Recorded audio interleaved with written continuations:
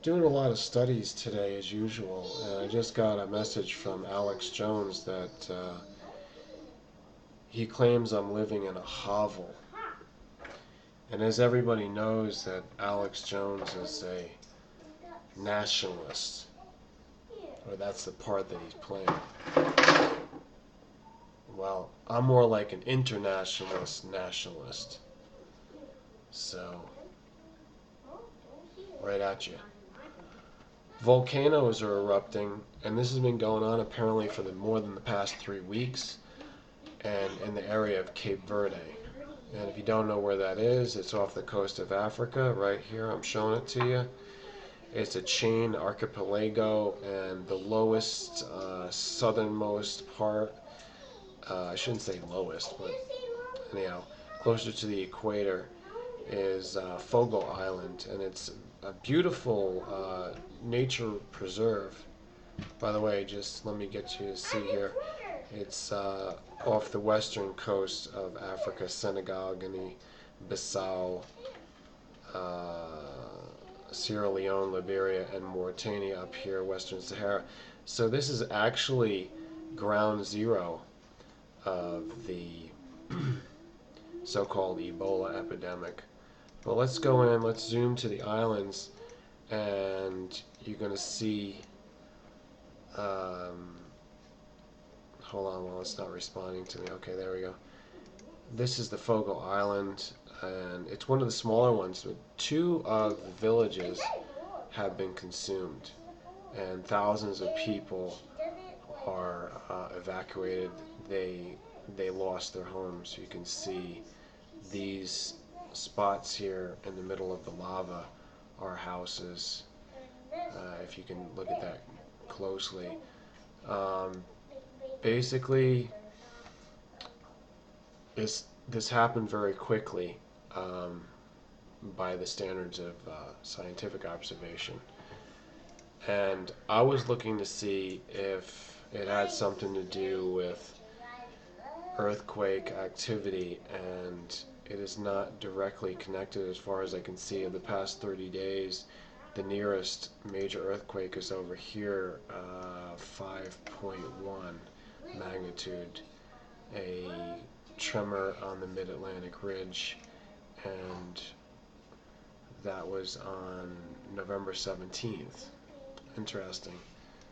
So, I'm sorry, this one up here further north is November 17th. This one over here is December 12th, more recently. So, and you have one right about here on December 8th of 4.8. They may or may not be associated with what's going on in the Cape Verde.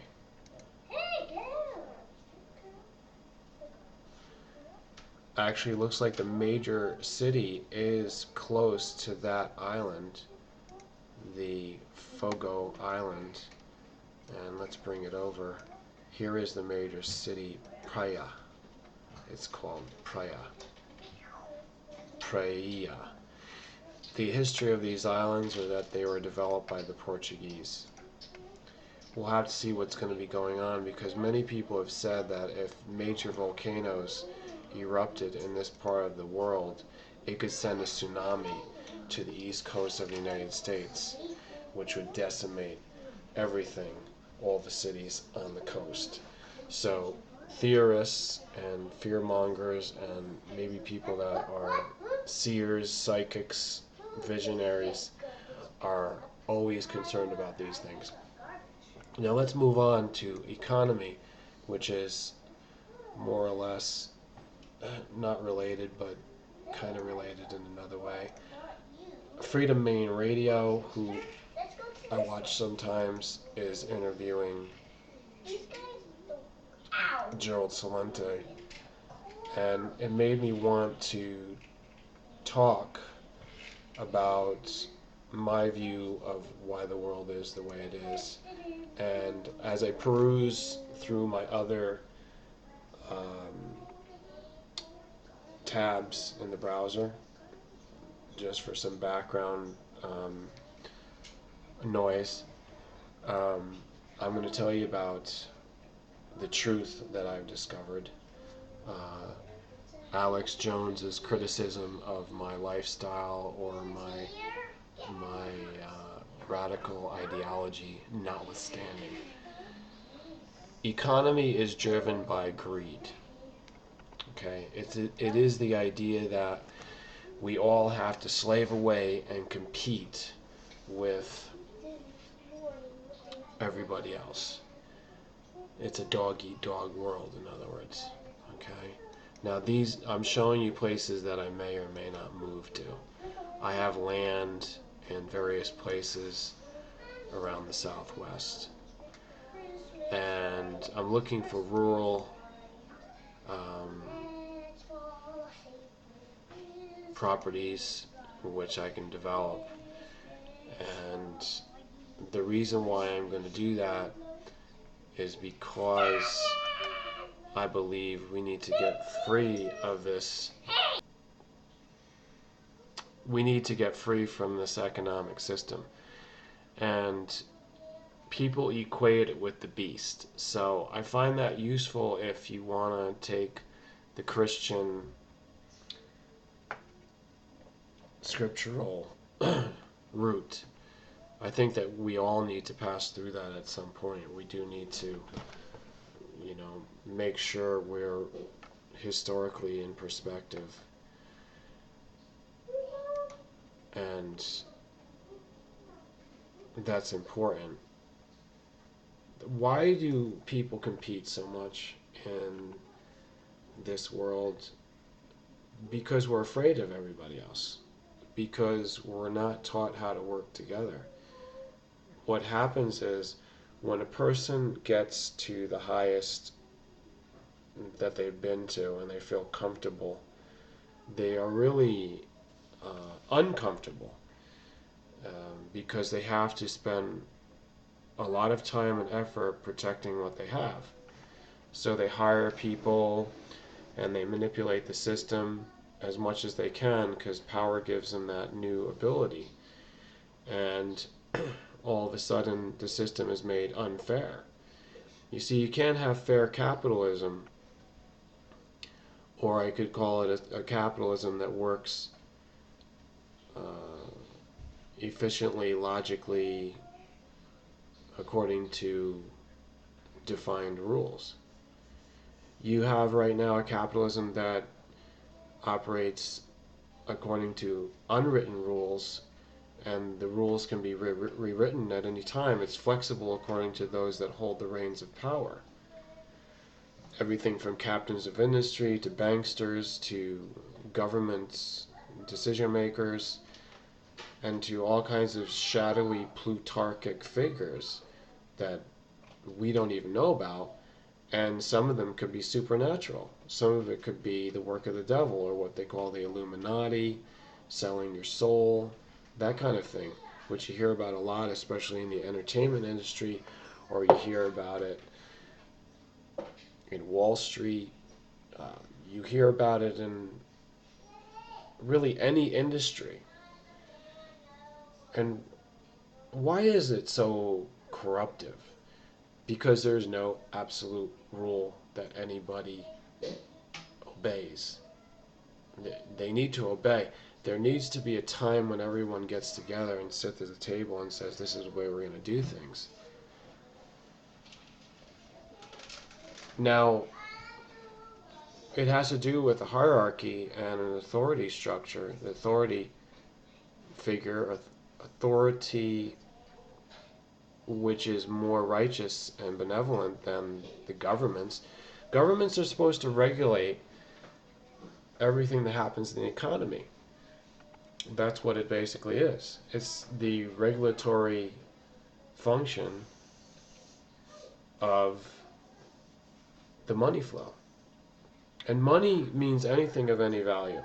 Even nowadays you have this craziness with paper derivatives, toxic, what they call it now, insolvency.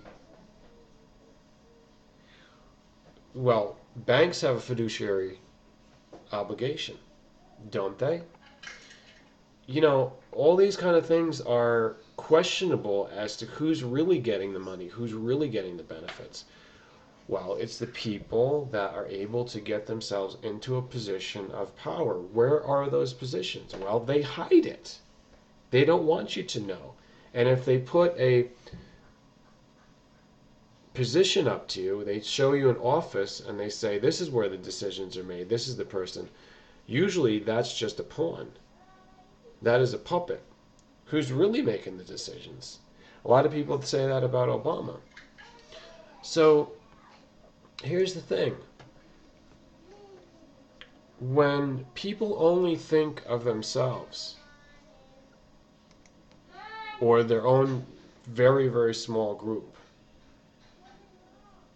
it's just reality, and it's logical to understand that's not going to be fair to anybody else. So we have this idea of the competition and the inevitable conflict amongst the groups that are factions of the human impulse. What is going to be the ascendancy of the next supreme ideology?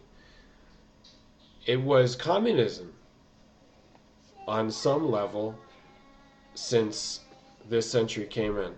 It was on another level intermixed with it and overlapping, and then in competition against democracy. Democracy is supposedly called the free world. So they have a different angle on capitalism, but they're both capitalistic. Theoretical communism, according to what Marx wrote, is not reality. It hasn't been applied. A distorted form has been taken effect through Bolshevism, Leninism, under the regime of Lenin, then into Stalinism under the regime even more brutal and dictatorial of Joseph Stalin. So what is going on here? All the leaders are always competing. Your mother's... Anyhow, I gotta continue this at another time. I think I made some points here about the economy. And the problem is, I'm gonna go out to the firing range right now. That's why I'm kind of busy, exercising my Second Amendment rights, among other things. Tyranny is what keeps these oligarchs in power, these plutarchy forces. It's hidden power, it's moneyed power, it is rulership by manipulation of the system, by unfair cronyism, corporatism, commercialism, greed, pitting everyone against each other, dividing and conquer. But what else can they do, because they don't know about cooperation? They don't know about how do you do things where the world is going to be in harmony. They don't know how to do that. That's not factored in. And if they don't have this teaching, if they're not learned with that knowledge, then it's a vicious cycle which will never end. And this kind of wickedness will just drive itself deeper and deeper into mass misery. And there will only be a few people who seem to be doing really well and successful and with a big smile on their face, and they just took the blue pill.